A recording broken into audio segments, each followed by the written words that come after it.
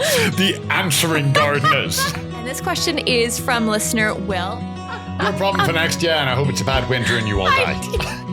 Loosey-goosey in the garden, loosey-goosey in the kitchen. Bam! Yeah. Is it a problem? Yes. Can I do anything about it? No.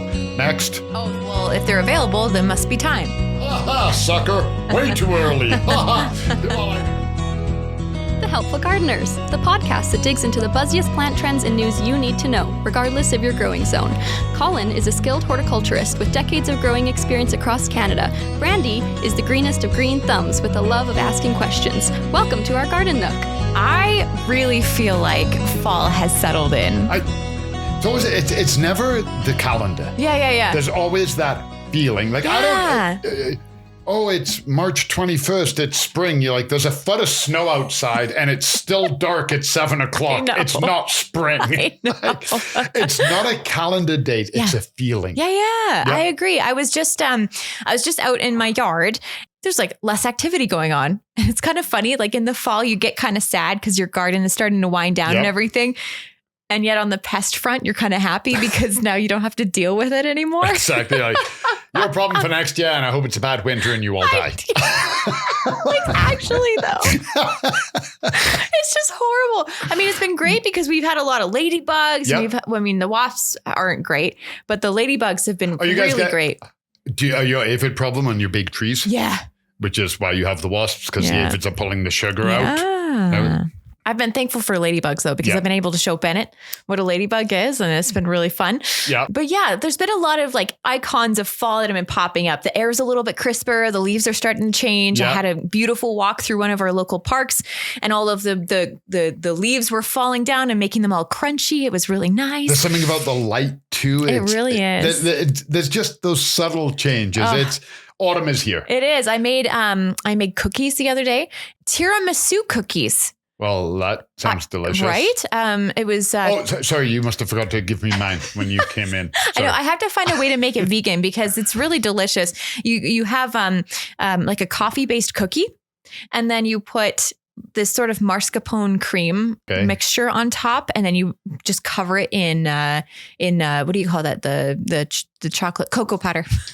Maybe we don't talk about cookies at this level of depth right before lunch. Maybe I don't know.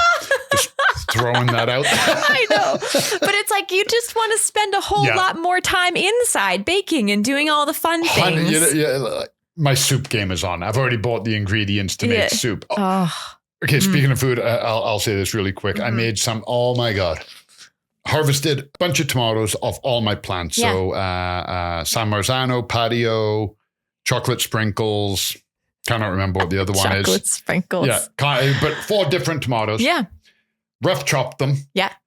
Threw them all in a pan with some garlic that I harvested. Yeah. So I had fresh garlic, chopped that, threw it in a pan. All the seeds, skin, everything. Washed, thrown in a pan. Let it boil, reduced it. While it was reducing, I then pan-fried kale out of the garden. Ooh. So it was crispy. Boiled spaghetti, drained the spaghetti, dumped it in the frying pan. Mixed it, lifted it out, and put the crunchy kale on top as a garnish. Oh gosh. It was tomato, garlic, kale, and spaghetti noodles. You know what, though? Like, that would not have it tastes different when it's out of your garden, right? Yeah. The tomatoes are cooking, and I was like, I'm going to go get the kale. Sorry.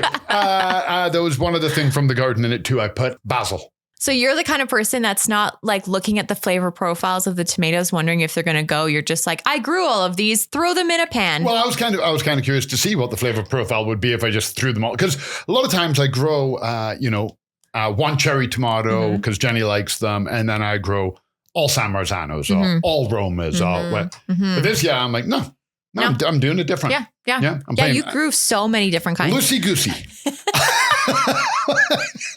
Loosey-goosey in the garden, loosey-goosey in the kitchen. Bam! Yeah. Well, that really ties into what I want to talk about this week because we had a listener question coming in because, this time of year, we're spending all this time taking stuff out of the garden. Yep. But there's actually things that can go into the garden during the harvest season. And that is bulbs. Yep. And I know bulbs can kind of vary across the country with what you can put in, but I mean, typically you're looking at things like tulips and daffodils and garlic and whatnot.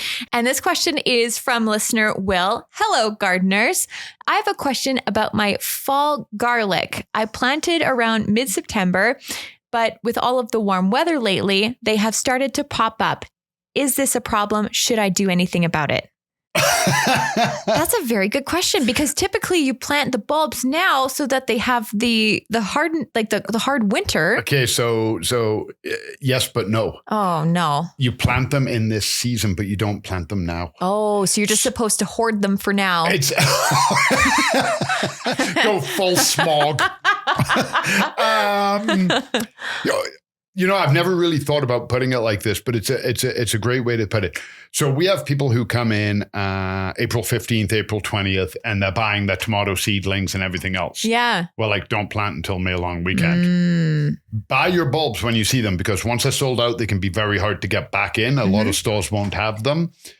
Don't put them in until you're well into frost. We used to scrape snow off the soil. The short answers to the question are, is it a problem? Yes. Can I do anything about it? No. Next. Oh, no. So go into the end. Yeah. That wraps us up this week. Thanks for asking, Will.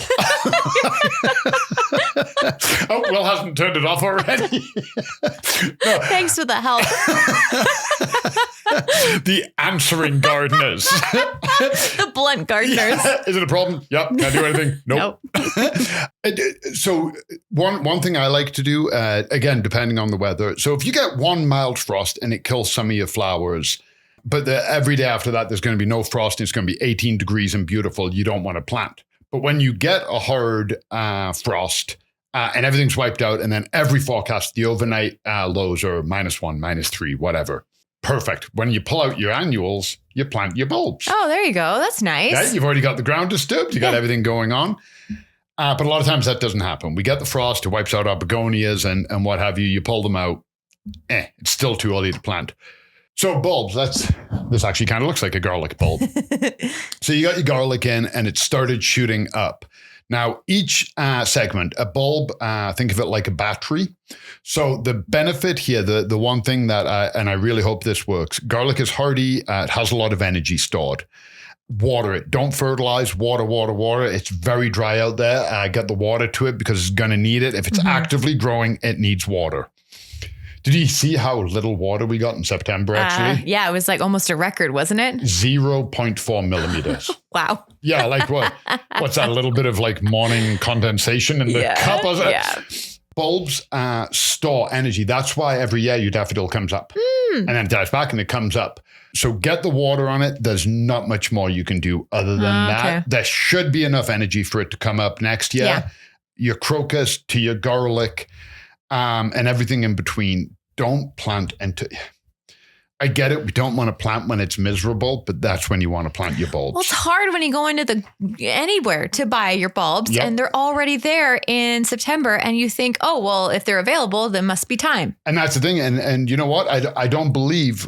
Never once have I explained it the other way. Yeah. People come in and they're like, oh my God, I got my tomato. Can I plant it? We're like, ha, ha, ha, sucker. Way too early. Ha, ha. People are like, I got my bulbs. We're like, enjoy. Yeah, exactly. Nothing for you. Yeah. So the reverse is true where we wait until the weather gets warm and we're guaranteed those overnight highs of, 8 to 12 degrees, we kind of say. Well, we're looking for the reverse. When I put my bulbs in, I'm looking for consistent overnight lows of the negatives. 8 degrees during the day, that's fine. It won't warm up the soil enough because that bulb is cold.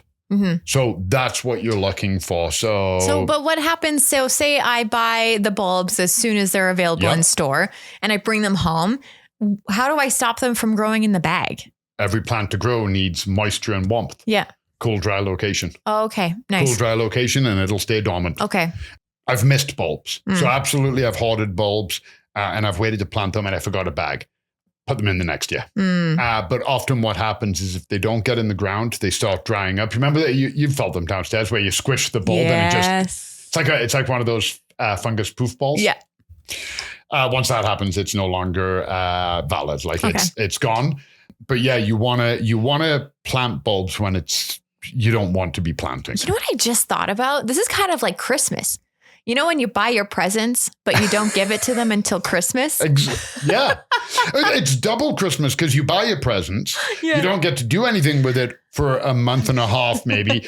And then you don't even get the benefit until the spring. And then you forget you have a Christmas present in the closet that you wanted to give your mom. And then you realize you have to wait till next Christmas. My mom always I don't know if she did it deliberately. I really don't. But mom she was the queen of doing that. Christmas, oh my God, hey, it's awesome. And then in February, mom would be like, I forgot I had this for you. And it's all wrapped. She still gives it to you? Oh, yeah. Just save it? Nope. Oh, wow. Because it was for that Christmas, but it's still too nice to plant. Yeah. You know, we've had 1 or 2 overnights where they're 0, -1. Mm-hmm. But then the other overnights are 5 degrees. Yeah, don't let it fool you. Yeah, exactly. And I've told the story before, planted in, 1.5 foot of snow. Yeah. It is freaking miserable, but those bulbs looked so sharp the next year. So you should be fine, Will. Best advice is get the water to it. Yes, and also Christmas is in 83 days, so keep that in mind. Why?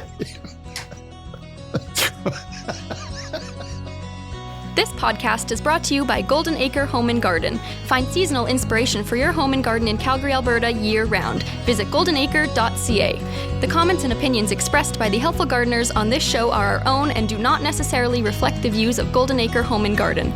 For more information on everything we covered today and to leave us a voice note, visit goldenacre.ca/podcast. The Helpful Gardeners are on Instagram @TheHelpfulGardenersPod. Keep on growing, gardeners!